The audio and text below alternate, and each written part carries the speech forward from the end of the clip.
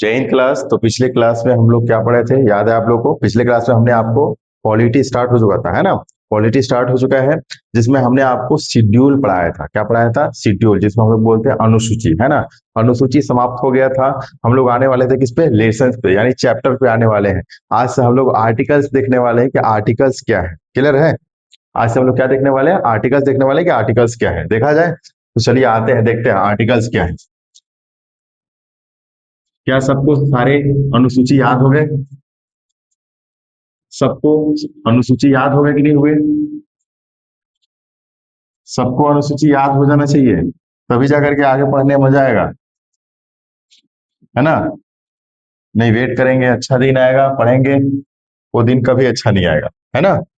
वो दिन कभी भी अच्छा नहीं आएगा। ठीक है, तो चलिए आते हैं हम लोग आज लेसन स्टार्ट करने वाले हैं। क्या स्टार्ट करने वाले हैं? लेसन बोलेंगे, लेसन, या इसी को बोलेंगे हम लोग भाग।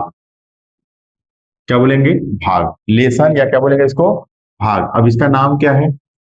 इसका नाम क्या है? इसका नाम है संघ एवं राज्य क्षेत्र। क्या नाम है इसका? संघ एवं राज्य क्षेत्र। संघ एवं राज्य क्षेत्र, क्या नाम है इसका? संघ एवं राज्य क्षेत्र। इसी को इंग्लिश में बोलते हैं union, union, union and it's state.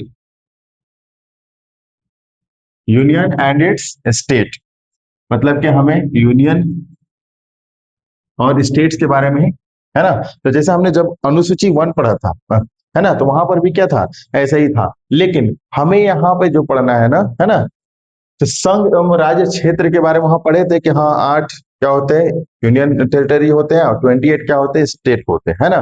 वो चीजें वहां पे हम लोगों ने पढ़ा था। लेकिन हमें इसको वहां पे आर्टिकल्स में पढ़ना है। क्या पढ़ना है यहाँ पे? कि आर्टिकल्स में पढ़ना है। क्या पढ़ना है? तो आइए हम लोग देखते हैं क्या पढ़ना है। कि पहला जो हमारा वो है, क्या बोलते हैं?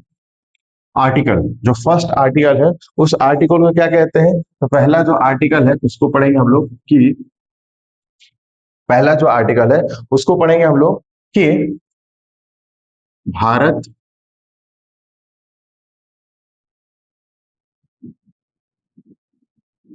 राज्यों का संघ है।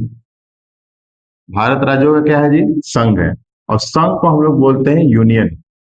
तो हम लोग संघ ना बोल करके क्या बोलेंगे? भारत राज्यों का क्या है? यूनियन है। भारत राज्यों का क्या है? यूनियन है। क्यों बोलेंगे यूनियन? क्योंकि संघ मतलब ही यूनियन होता है। इसमें 3 चीजें पढ़नी है, जैसे देखिए, एक होता है कॉन्फेडरेशन,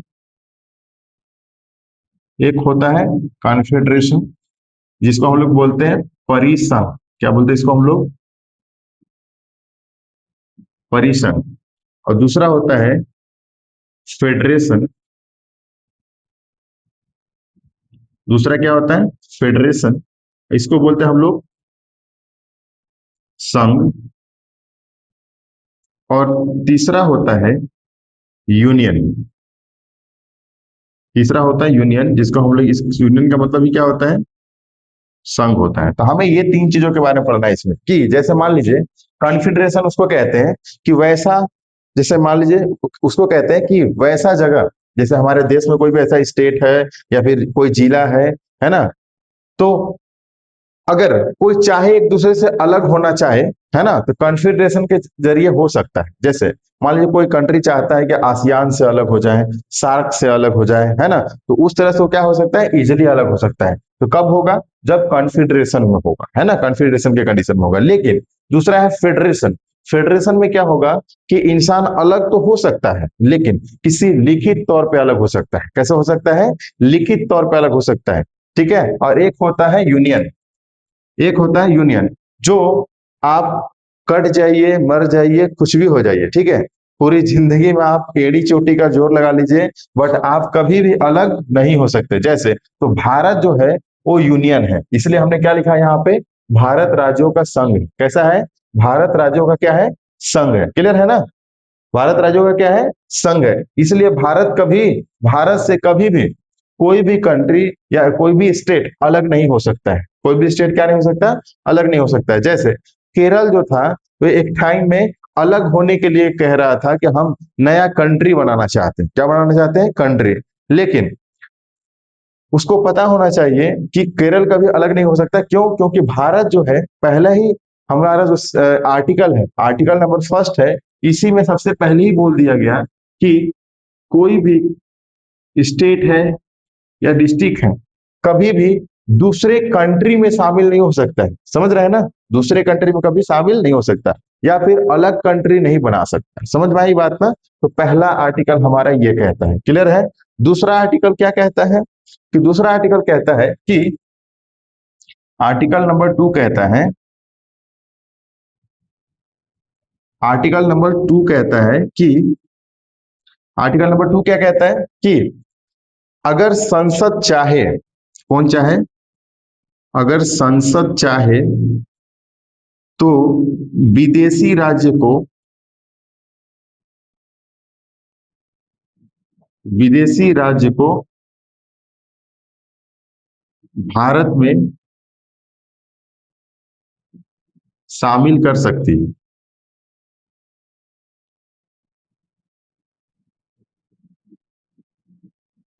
क्या कर सकते हैं, भारत में शामिल कर सकते हैं, या इसी को बोलते हैं विलय कर सकती है। क्या कर सकते हैं, विलय कर सकती है। क्लियर है ना, क्लियर है। क्या कर सकती है, विलय कर सकती है। क्लियर है। तो आगे आते हैं हम लोग कि कोई भी कंट्री हो, स्टेट हो, डिस्ट्रिक्ट हो, अगर दूसरे जगह से भारत में आके मिलना चाहे तो वो आके मिल सकता है। लेकिन भारत, पहला में क्या बोला कि भारत से कोई भी स्टेट या फिर वो जो है टूट करके किसी दूसरा कंट्री नहीं बना सकता या दूसरे कंट्री के साथ जाके मिल नहीं सकता। समझ रहे हैं, पहला ये बोला। दूसरा में जस्ट देखिए तुरंत क्या दिमाग वाला बात किया गया है ना, कि कोई भी राज्य बाहर से अगर भारत में मिलना चाहे तो इजिली क्या कर सकता है, मिल सकता है। तो भारत में एक राज्य है जिसका नाम है सिक्किम। तो 16 मई, 16 मई 1975, 1975 को, 16 मई 1975 को, है ना, 16 मई 1975 को जो सिक्किम है वो क्या हो गया, भारत में आके मिल गया। किसके साथ आके मिल गया, भारत में आके मिल गया।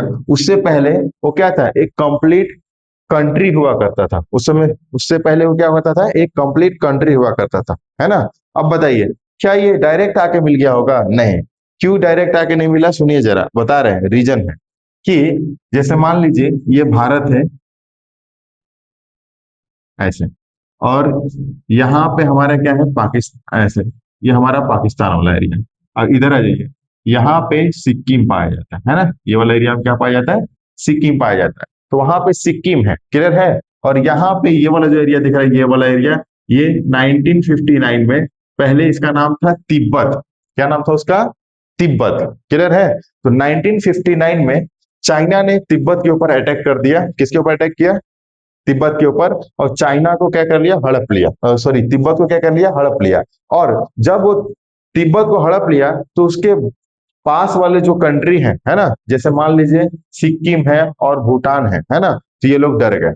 ये लोग क्या हो गए, डर गए। तो साइड के जो कंट्री है भूटान, वो बोला भारत को कि एक काम कीजिए कि चाइना ने तिब्बत के ऊपर अटैक कर दिया है, हो सकता है कि मेरे ऊपर भी अटैक कर दे। तो एक काम कीजिए कि हमारी आर्मी की सुरक्षा कौन दी, हमारे भूटान में आर्मी की सुरक्षा आप दे दीजिए। तो भारत ने भूटान की आर्मी की सुरक्षा देता है। भूटान में भारत की आर्मी की सुरक्षा कौन देता है, भारत देता है। समझ रहे हैं। इसलिए भूटान जो है आज भी सुरक्षित है, कोई दिक्कत नहीं है। लेकिन उसी के साइड में था सिक्किम। सिक्किम और भी छोटा है बेचारा, वो तो डर गया, है ना। जब सिक्किम डर गया तो सिक्किम आया किसके पास, भारत वाले लोगों के पास।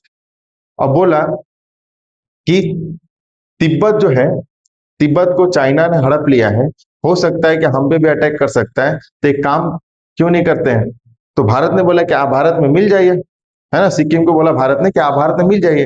तो तिब्बत सिक्किम ने बोला कि एक काम करते हैं कि हम भारत में मिलते नहीं है, पहले हम भारत का एक आधा राज्य यानी सह राज्य मिलकर बन के देखना चाहते हैं। क्या मिलकर रहना चाहते हैं? सह राज्य। तो 1974 में यानी मिलने से एक साल पहले वो आधा राज्य मिल करके रह करके देखा कि हम एक साल रह करके देखते हैं, अगर हमें अच्छा लगा तो हम भारत में रह जाएंगे। तो बताइए, कोई भारत में रह के देखेगा और भारत में रहेगा ना, ऐसा कभी हो सकता है? क्योंकि हम लोग है वसुधैव कुटुंबकम, है कि नहीं? शांति के प्रिय वाले लोग हैं हम लोग, तो झगड़ा वगड़ा करने में आगे है नहीं, है कि नहीं?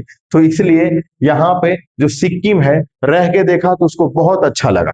उसको क्या लगा? बहुत अच्छा लगा। तो इसलिए फिर वो क्या हो गया? भारत का हिस्सा हो गया। किसका हिस्सा हो गया वो? भारत का हिस्सा हो गया। समझ रहे हैं?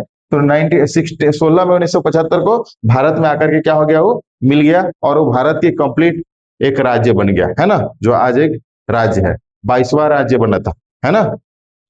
भारत का 22वां राज्य कौन बना था? सिक्किम बना था। क्लियर है ना? कौन बना था? सिक्किम बना था। 1959 में जब चाइना ने तिब्बत के ऊपर अटैक किया था, तो यहाँ के लोगों पर इतना अत्याचार किया उसने कि यहाँ से कुछ लोग, इसके जैसे जो लोग वहां पे विरोध करने वाले थे उनको मार पीट के खत्म कर दिया। फिर इसके बाद कुछ लोग, जैसे एक घर में कई लोग हैं, विरोध करने वाले लोग हैं कुछ लोग, तो कुछ लोग को भेज दिया संघाई, कुछ लोग का भेज दिया मंचूरिया, कुछ लोग को भेज दिया मंगोलिया। इस तरह से अलग अलग लोगों को क्या कर दिया?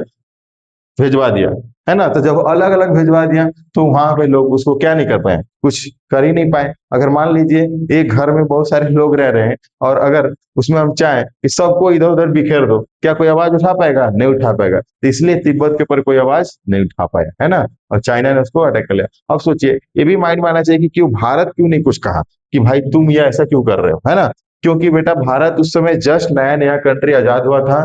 भारत के पास उतना स्ट्रॉन्ग डिफेंस नहीं था कि वो इतना उससे जाकर के झगड़ा कर सकता था, है ना? तो इसीलिए भारत ने उस समय ज्यादा कुछ नहीं बोला, ठीक है? भारत ज्यादा कुछ नहीं बोला उसको। क्लियर है? तो उस समय से सिक्किम जो है भारत का क्या हो गया? हिस्सा हो गया। भारत का क्या हो गया? हिस्सा हो गया। क्लियर है? अब हम लोग देखते हैं कि आर्टिकल 3 क्या कहता है। आर्टिकल 3 क्या कहता है जी? आर्टिकल 3 क्या कहता है? आर्टिकल 3 कहता है कि पहला सेकंड वाला क्या कहता है कि संसद विदेशी राज्य को भारत में शामिल कर सकती है। क्लियर है ना? संसद क्या कर सकती है? विदेशी राज्यों को अपने कर सकते हैं। लेकिन फिर अगला जो आर्टिकल 3 है वो कहता है कि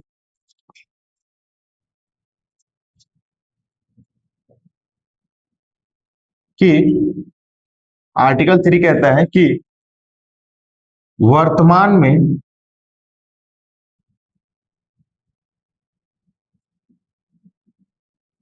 संसद वर्तमान में क्या लिखेंगे?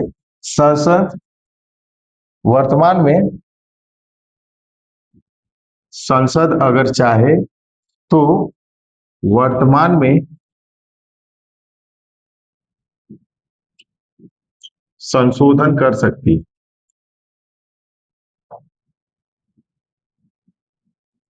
मतलब कहना ये चाह रहा है कि अगर संसद चाहे, है ना, तो संसद अगर चाहेगी तो क्या कर सकती है? अपने अंदर में तोड़ फोड़ कर सकती है। अगर भारत चाहे तो अपने अंदर में तोड़ फोड़ कर सकती है, लेकिन ये बाहर कोई कंट्री नहीं बन सकता, दूसरे कंट्री में जाके जुड़ नहीं सकता, क्योंकि भारत में आज 28 स्टेट है। अगर चाहे तो आने वाले टाइम में भारत जैसे महाराष्ट्र से टूटना चाहता है विदर्भ, और टूटना चाहता है विदर्भ, वैसे ही जैसे मान लीजिए मध्य प्रदेश से टूट के हो गया अलग छत्तीसगढ़, है ना? वो एक स्टेट है लेकिन भारत का ही हिस्सा है ना? तो वो बोलता है कि अपने अंदर हम क्या कर सकते हैं? तोड़ फोड़ कर सकते हैं, लेकिन बाहर कोई दूसरा स्टेट में या बाहर दूसरा कंट्री में जाकर शामिल नहीं होगा या खुद का कंट्री नहीं बनाएगा। क्लियर है? तो अंदर हम तोड़ फोड़ कर सकते हैं। वैसे ही जैसे उत्तराखंड, सॉरी, यूपी से क्या टूट के क्या बन गया? उत्तराखंड बन गया, और बिहार से टूट के क्या बन गया? झारखंड बन गया। क्लियर है? आने वाले टाइम में महाराष्ट्र से टूट के क्या बनने वाला है? विदर्भ बनने वाला है। वो लोग ने डिमांड किया है। क्लियर है? क्लियर है? फिर अगला कहता है आर्टिकल नंबर 4। क्या कहता है? आर्टिकल नंबर 4 कहता है कि यदि अगर टू आर्टिकल 2 और 3 है ना, अगर आर्टिकल 2 और 3 में कोई संशोधन अगर हो रहा है, तो इसमें संशोधन में जो हमारे राष्ट्रपति होंगे वो कोई भी हस्तक्षेप नहीं करेंगे। हमारे जो राष्ट्रपति होंगे वो कोई भी हस्तक्षेप नहीं कर सकते। कोई भी हस्तक्षेप नहीं कर सकते। क्यों? क्योंकि इनको 368 से बाहर रखा गया है। 368 आगे आर्टिकल है जो हम लोग पढ़ेंगे कि 368 क्या है।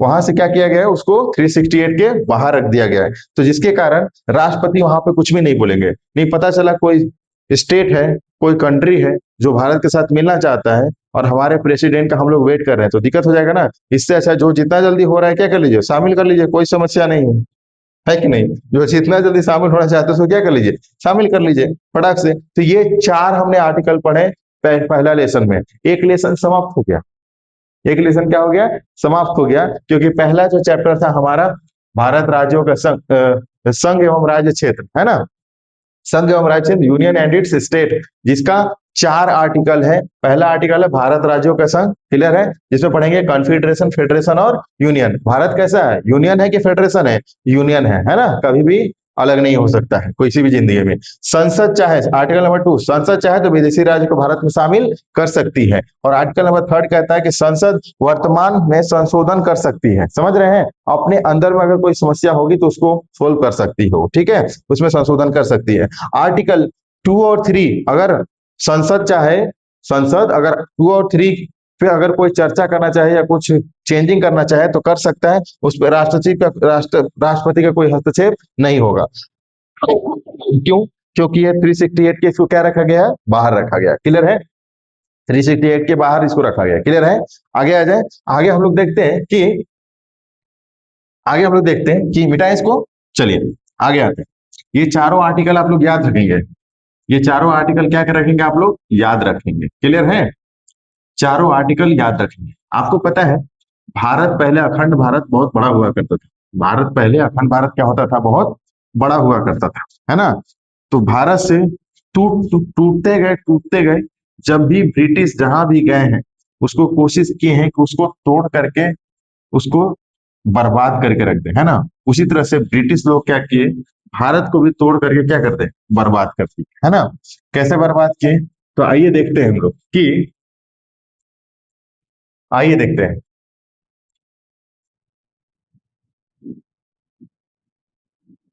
कि 1893 में, कब की बात है ये, 1893 में, 1900, 1893 में, 1893 में अफगानिस्तान अलग हो गया। कौन अलग हो गया जी, अफगानिस्तान। 1893 में कौन अलग हो गया, अफगानिस्तान अलग हो गया भारत से। और 1935 में वर्मा अलग हो गया, कौन अलग हो गया, वर्मा। और उसी का नाम है अभी फिलहाल म्यांमार। क्या नाम है अभी, क्या नाम है अभी इसका, म्यांमार। और 1947 में कौन आजाद हो गया, कौन अलग हो गया, तो पाकिस्तान अलग हो गया। कौन अलग हो गया जी, पाकिस्तान अलग हो गया, है ना। तो ये सब चाल था किसका, जो ब्रिटिश लोग थे उनका चाल था कि अगर हम चाहते हैं कि कहीं पे अगर हम आतंक मचा के आए हैं तो एक काम करते हैं कि उसके घर में ही अगर झगड़ा फैला दे तो हम पर कोई ध्यान ही नहीं देगा, समझ रहे हैं ना। अगर कोई पड़ोसी अगर ये चाहे कि कोई हम पे ध्यान ना दे तो क्या करेगा, उसके घर में ही झगड़ा लगवा देगा। तो उसी तरह से उसने ऐसे बंटवारा कर दिया कि ताकि लोग आपस में झगड़ते रहे। क्या हम लोग इसी में लगे रहते, क्या कभी बात करते हैं कि ब्रिटेन ने कितना सताया भारत, 200 साल तक लूटा है उसने, है ना। क्या कभी बात करते हैं हम लोग, नहीं करते। क्यों नहीं करते हैं, क्योंकि उसने इधर ही दुश्मन पैदा करके चले गए। समझ में आई बात, ऐसा माइंडसेट है, समझिए। अफगानिस्तान जो है जब अलग हुआ था, है ना, तो क्या खींचा गया था, डूरंड रेखा खींच करके अलग कर दिया गया। कौन सी रेखा खींचा गया था, डूरंड रेखा खींचा गया था, डूरंड रेखा खींचा गया था। जब पाकिस्तान अलग हुआ था तो रेड क्लिफ खींचा गया था। क्या खींचा गया था, रेड क्लिफ। क्या खींचा गया था, रेड क्लिफ खींच करके क्या कर दिया गया, अलग कर दिया गया, क्लियर है, क्लियर है। तो जब ये अलग हुआ उस समय 13 देसी रियासतें, पाकिस्तान को कितना दिया गया, पाकिस्तान को कितना दिया गया, पाकिस्तान को 13 देसी रियासतें, देसी रियासतें जो थी वो पाकिस्तान में चले गए, देसी रियासत, इसी को हम लोग बोलते हैं प्रिंसली प्रिंसली स्टेट, देशी रियासत को क्या बोलते हैं हम लोग? Princely state. यानी कि जो राजा थे ना, 13 राजा कहाँ चले गए? पाकिस्तान में चले गए। लेकिन भारत में, यानी कि इंडिया में 552 राजा कहाँ थे? इंडिया में थे। जिसमें जिसमें से जो 549 थे वो पूरी तरह से भारत में इजिली मिलना चाहते थे, भारत में रहना चाहते थे। लेकिन 3 ऐसे थे जिन्होंने, वो भारत में नहीं रहना चाहते थे। 3 ऐसे थे जो भारत में नहीं रहना चाहते थे। वो कौन कौन थे? तो देखते हैं कौन कौन थे। कि 3 ऐसे थे जो भारत में नहीं रहना चाहते थे। पहला, हैदराबाद। पहला कौन है? हैदराबाद। हैदराबाद का राजा था, हैदराबाद का राजा था निजाम, है ना? जो कहाँ नहीं रहना चाहता था? भारत में नहीं रहना चाहता था। अब सोचिए, भारत का नक्शा कैसा होता है? ऐसा। यहाँ पे मान लीजिए क्या है? हैदराबाद, है ना? वो चाहता था कि यहाँ से नहीं नहीं जाकर के यहाँ जाकर पाकिस्तान में रहेंगे। बताइए ये पॉसिबल है क्या? कि वो यहाँ रह रहा है और जाके कहाँ रहेगा? वहां। ऐसा पॉसिबल है? नहीं है, पगला है एकदम। उसके पास दिमाग ही नहीं है कि तुम यहाँ रह रहे हो, बताओ वहां कैसे चला जाएगा तुम, है ना? तो ये क्या चाहता था कि हम कहाँ जाकर के रहे? पाकिस्तान में शामिल हो जाए। क्यों? क्योंकि उस समय जो हमारा कोई संविधान बना नहीं था, है ना? तो ब्रिटिश चाहते थे कि जितना टूट सके उसको क्या कीजिए? तोड़िए। लेकिन फिर भी जो लॉर्ड माउंटबेटन था वो भी भारत के सपोर्ट में था।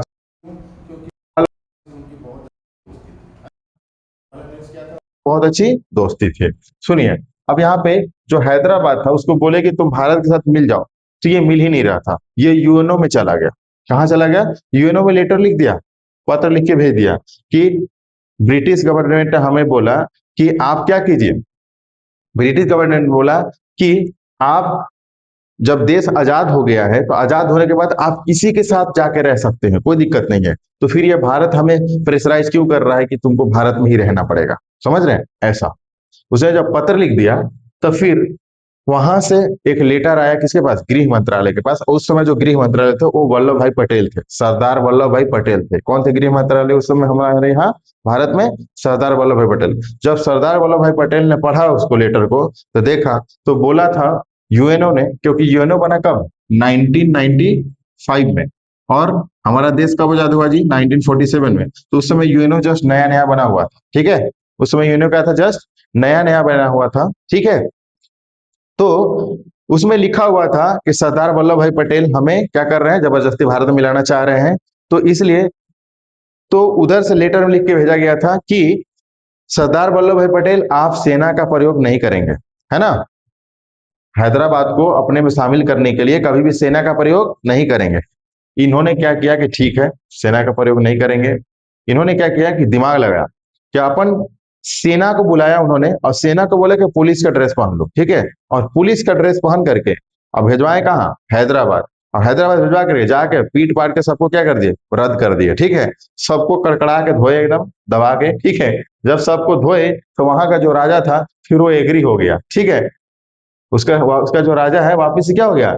एग्री हो गया। तो वो जो ऑपरेशन था उस ऑपरेशन का नाम रखा गया पोलो ऑपरेशन। कौन सी ऑपरेशन रखी गई?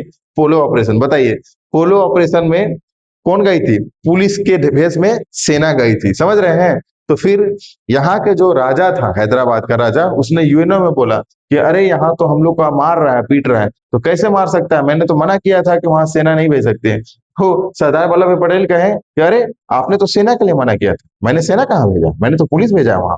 समझ रहे हैं? तो इस तरह से दिमाग खेल करके क्या किया गया? हैदराबाद को भारत में शामिल कर लिया गया, और यहाँ का राजा भारत में क्या हो गया? शामिल हो गया। यहाँ का राजा क्या हो गया? भारत में शामिल हो गया। लेकिन एक और था, हैदराबाद में क्या किया गया? ऑपरेशन पोलो किया गया। ऑपरेशन क्या किया गया? पोलो। ऑपरेशन पोलो के जरिए क्या किया गया? भारत में शामिल कर लिया गया। किसको? हैदराबाद। दूसरा, एक और था दूसरा, जूनागढ़। एक और कौन था? जूनागढ़। जूनागढ़ कहाँ है? गुजरात। ये वाला जो एरिया है ना, ये गुजरात है ना? जूनागढ़। जूनागढ़ में एक राजा था, ठीक है? और वो जो राजा था वो चाहता था कि हम कहाँ जाएं? किसके साथ रहना चाहें? पाकिस्तान के साथ। क्योंकि जो जूनागढ़ का राजा था वो था मुस्लिम राजा था, है ना, वो कैसा राजा था, मुस्लिम राजा था। और वहां की जो प्रजा थी वो क्या थी, नॉन मुस्लिम थी। क्लियर है।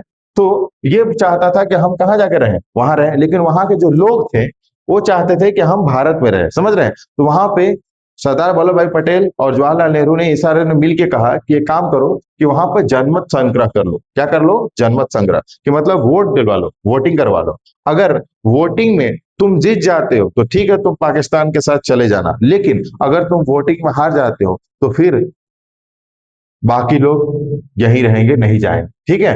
तो फिर क्या हुआ, जनमत संग्रह हुआ, उसी को हम लोग बोलते हैं रेफरेंडम। क्या बोलते हैं हम लोग, रेफरेंडम। जब जनमत संग्रह हुआ तो इसमें क्या हो गई, वहां की जनता जाने के लिए स्वीकार नहीं की। वो लोग का कहना था कि हम भारत में ही रहेंगे, ठीक है। तो फिर यहाँ का राजा डर से भाग गया। क्या हो गया, डर से भाग गया। और जब ये भाग रहा था ना, तो भारत से 1200 कुत्ते लेके गए थे। कितने कुत्ते लेके गए थे, 1200 कुत्ते लेके गए थे। समझ रहे, डॉग लवर्स था ये, समझ रहे हैं, कुत्ता पालता था। कुत्ते का शौक था इसको। जब ये गया तो वहां जिन्ना जो था इसका इंतजार कर रहा था, है ना। जिन्ना बोला कि अरे गधा, तुम कुत्ता लेके आया है, हम वेट कर रहे हैं कि तुम कुछ धन दौलत ये सब चीजें लेकर के आएगा, तुम कुत्ता लेके आया हुआ, इतना पगला है तुम, है। है ना। तो इस तरह से इसका क्या हो गया, रेफरेंडम के जरिए यानी जनमत संग्रह के जरिए क्या कर लिया गया, इसको भी शामिल कर लिया गया। तो इसको बोला गया रेफरेंडम। क्या बोलते हैं इसको, रेफरेंडम। इसी को हम लोग बोलते हैं जनमत संग्रह। क्या बोलते हैं, जनमत संग्रह। क्लियर है। तो जूनागढ़ के राजा भाग गया, ठीक है, लेकिन वहां की प्रजा क्या है, वहीं पे रह गई। क्लियर है ना। ओके, चलिए आगे आते हैं। एक और था नौटंकी कर रहा था, जम्मू एंड कश्मीर का राजा। कौन कर रहा था नौटंकी, कौन कर रहा था, जम्मू एंड कश्मीर का, यहाँ, है ना, यहाँ पे। तो जम्मू एंड कश्मीर का जो राजा था, उस समय राजा था हरि सिंह। क्या नाम था उसका, हरि सिंह। हरि सिंह का नौटंकी ये था, सुनिए जरा। जम्मू एंड कश्मीर, हरि सिंह जो था वहां के राजा था। क्लियर है। हरि सिंह जो था वो नॉन मुस्लिम था, और वहां के जो प्रजा लोग थे यानी जो रहने वाले लोग थे, वहां के लोग उल्टा कंडीशन था, मुस्लिम थे लोग, है ना। वहां पे क्या थे, वहां पे मुस्लिम थे। तो हरि सिंह का जो सेनापति था, है ना, हरि सिंह का जो सेनापति था उसका नाम था शेख अब्दुल्ला। क्या नाम था उसका, शेख अब्दुल्ला। क्लियर है। उसका सेनापति था, और जो सेनापति कहता था हरि सिंह उस बात को बहुत सुनता था। समझ रहे हैं। तो इसके बातों में आकर के वो ये चाहता था कि पाकिस्तान, जैसे भारत अलग हो गया यानी इंडिया अलग हो गया, और पाकिस्तान अलग हो गया, क्लियर है ना, देश आजाद होने के बाद। तो वो चाहता था जम्मू एंड कश्मीर, कि जम्मू एंड कश्मीर एक अलग कंट्री बनाएंगे उसको। क्या बनाएंगे, अलग कंट्री बनाएंगे, अलग रूल रहेगा, अलग रेगुलेशन रहेगा, हमारा अलग कानून रहेगा, समझ रहे हैं, अलग झंडा रहेगा, सब चीज अलग रहेगा, समझ रहे हैं। वो ऐसा चाह रहा था, ठीक है। लेकिन उसको समझाए वल्लभ भाई पटेल, जवाहरलाल नेहरू, लेकिन वो समझने के लिए तैयार ही नहीं हो रहा था, समझ रहे हैं। तब तक देश आजाद हुआ था नए नए, है ना। कब आजाद हुआ था देश हमारा, नया नया आजाद हुआ था 1947 में, अगस्त, है ना।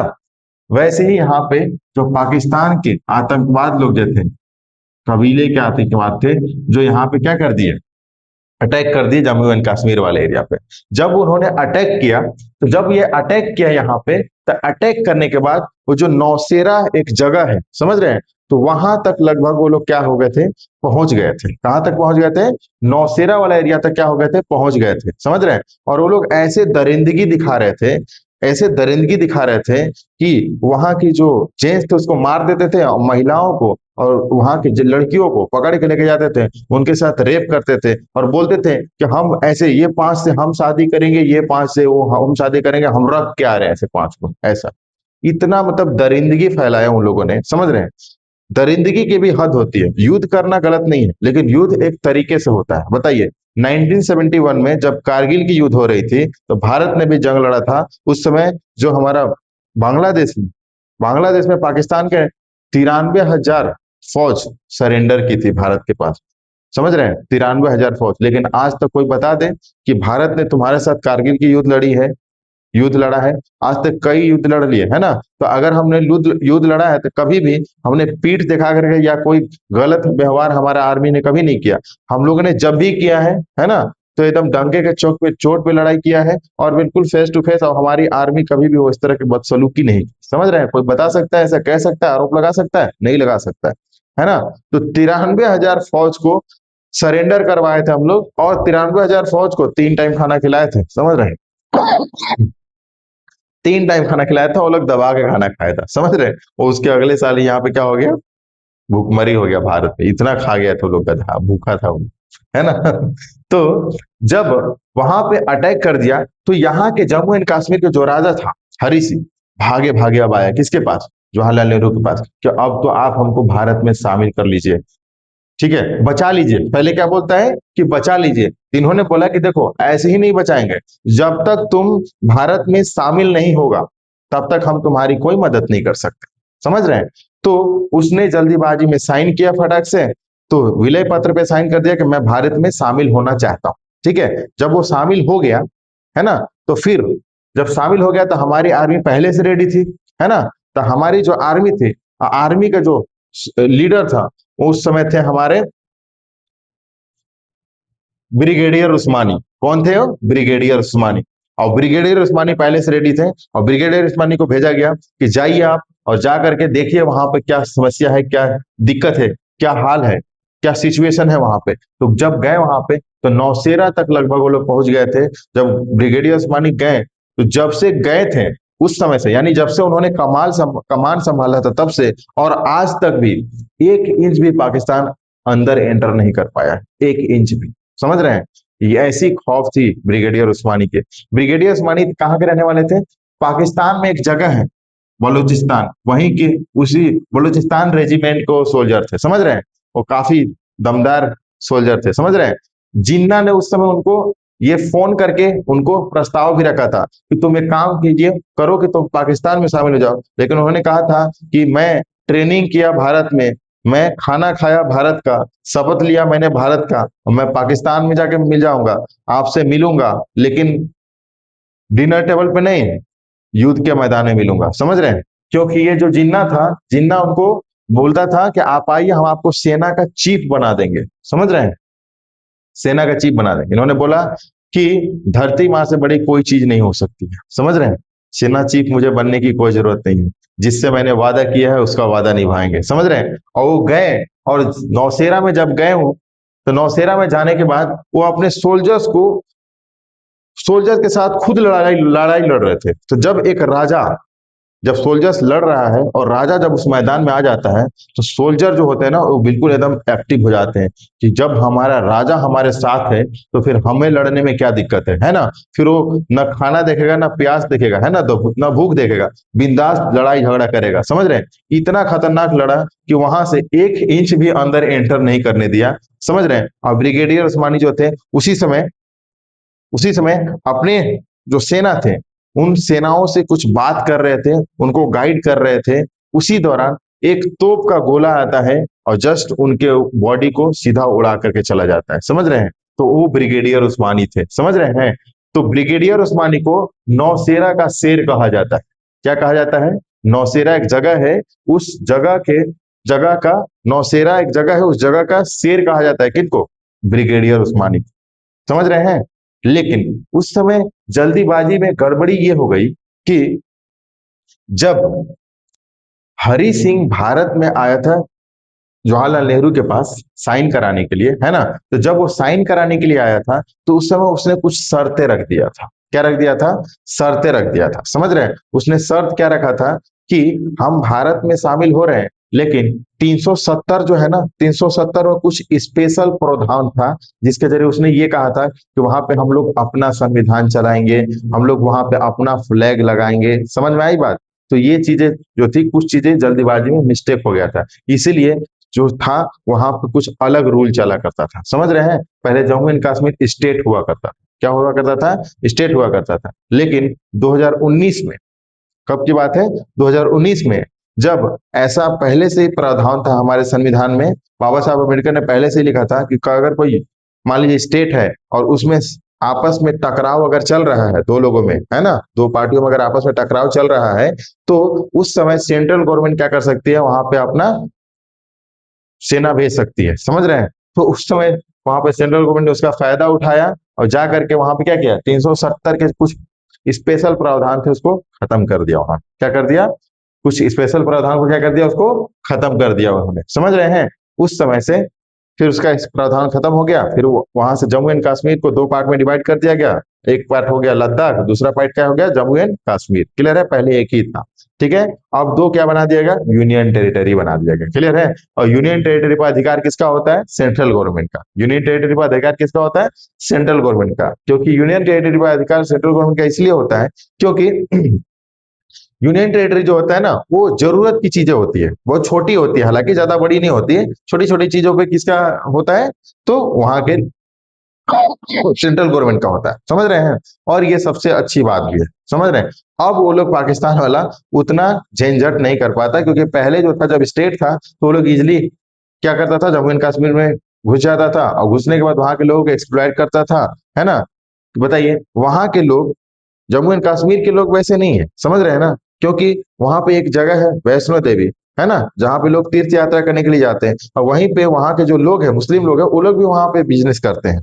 तो वो कोई भी अपने बिजनेस पे लात मारेगा नहीं, और वो लोग आकर के क्या करता था, मारपीट करके के पाकिस्तान वाला, और उसी में उन्हीं में मिक्स हो जाता था, तो इसलिए पता ही नहीं चलता था कि कौन क्या कर रहा है। ये लगता था कि यहीं के लोग कर रहे हैं, समझ रहे हैं, जबकि वो लोग ऐसा नहीं करना चाहता, समझ रहे हैं। तो जब पाकिस्तान ने इस वाला एरिया पे अटैक कर दिया, तब तक इतना एरिया को अटैक कर चुका था, नौशेरा से पहले वाले एरिया को, है ना। तो उसी को बोला गया पीओके। क्या बोला गया, पीओके। और इसी को बोलते हैं हम लोग पाक ऑक्युपाइड कश्मीर। क्या बोलते हैं इसको हम लोग, पाक ऑक्युपाइड कश्मीर। क्या बोलते हैं इसको हम लोग, पाक ऑक्युपाइड कश्मीर। क्लियर है, क्या बोलते हैं इसको हम लोग, पाक ऑक्युपाइड कश्मीर। क्लियर है ना। यूनियन टेरिटरी में सेंट्रल गवर्नमेंट का हाथ इसलिए रहता है क्योंकि सुनिए, दिल्ली भी एक यूनियन टेरिटरी है ना, वहां पे किसका, वहां पे देख रेख कौन करेगा, सेंट्रल गवर्नमेंट करेगा। इसलिए जरूरी है क्योंकि मान लीजिए अगर सीएम को पावर दे देते हैं वहां पे, है ना, तो आए दिन हमारा कैपिटल है दिल्ली, तो कोई भी अगर किसी भी कंट्री का प्रेसिडेंट आता है तो सबसे पहले कहाँ आएगा, दिल्ली आएगा, है ना। दिल्ली से वेलकम होगा, फिर इसके बाद कहीं जा सकता है वो। तो पता चला कि वहां के सीएम बोलता है कि नहीं हम आने नहीं देंगे, या फिर कुछ और कर रहा है, रैली कर रहा है, रास्ता जाम कर देगा, ये कर देगा, वो कर देगा, तो फिर दिक्कत हो जाएगा, है ना। इसीलिए किसका अधिकार होता है, सेंट्रल गवर्नमेंट का। सीधा हैंडल कौन करती है, सेंट्रल गवर्नमेंट। समझ रहे हैं। उस समय, जिस समय हम लोग 2019 में जब हम लोग ने क्या किया था, 370 के कुछ स्पेशल प्रावधान को हटा दिया। 370 आज भी है, समझ रहे हैं, लेकिन कुछ स्पेशल प्रावधान को हटा गया, जिसमें ये लिखा गया था कि पाकिस्तान जो जम्मू एंड कश्मीर है, वो क्या है, एक अलग उसका संविधान है, रहेगा, ये रहेगा, वो रहेगा, फलना रहेगा, ढेकना रहेगा, ठीक है। उन सब चीजों को हटा दिया गया, ठीक है। अब वो क्या हो गया, भारत का पूरी तरह से हिस्सा हो चुका है ना। वो क्या हो चुका है, वो जो स्पेशल प्रावधान हो गया उसको खत्म कर दिया। क्लियर है, क्लियर है। वही शेख अब्दुल्ला है जिसका बात सुन थे, शेख अब्दुल्ला के बेटे का नाम क्या था, फारूक अब्दुल्ला अब्दुल्ला। और फारूक अब्दुल्ला के बेटे का नाम है उमर अब्दुल्ला, जो अभी फिलहाल क्या है, वहां का सीएम, है ना, जम्मू एंड कश्मीर के सीएम हुआ करते थे फारूक अब्दुल्ला। क्लियर है ना। अब उमर अब्दुल्ला, है ना। अब हम लोग आगे आते हैं कि बताइए, जब ये सारी चीजें चल रही थी, है ना, तो जम्मू एंड कश्मीर भी क्या हो गया, विलय पत्र पे साइन कर दिया।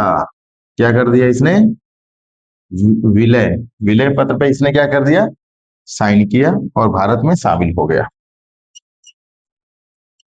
तो ये कैसे हुआ, विलय पत्र के जरिए हुआ। क्लियर है ना। तो ये तीनों चीजें याद रखेंगे, तीनों चीजें याद रखेंगे कि 552 रियासतों में 549 रियासतें जो थी, यानी 549, इतना इजिली भारत के साथ मिल गए। लेकिन ये तीन जो थे, ये लोग नौटंकी कर रहे थे, तो इनको क्या करना पड़ा, कुछ डोज देना पड़ा, है ना। तो डोज के जरिए वापस से क्या हो गए, भारत में शामिल हो गए। समझ में आई बात ना, भारत में क्या हो गए, शामिल हो गए। देखिए, उस समय जो थे, देसी रियासतें बहुत ज्यादा नौटंकी करते थे, तो कुछ रियासतें ऐसी थी जो इजिली भारत के साथ मिक्स हो गए। जैसे बोला गया कि राजस्थान के कुछ ऐसी देसी रियासतें थे, कुछ ऐसे राजा थे जिनको बोला गया कि अगर आप प्यार मोहब्बत से अगर भारत में रहना चाहते हैं तो कोई दिक्कत नहीं है, हम आपको पहले ही आपका जो राजा वाला जो बंगला है वो आपको दे दिया जाएगा, आप आराम से अपने पास रख सकते हैं, कोई दिक्कत नहीं। तो आज भी देखिएगा, राजस्थान के जो राजा थे उनके पास आज भी उनका बंगला पड़ा हुआ है, आज वो अपने राजवाड़े वाला के घर में रहते हैं, है ना।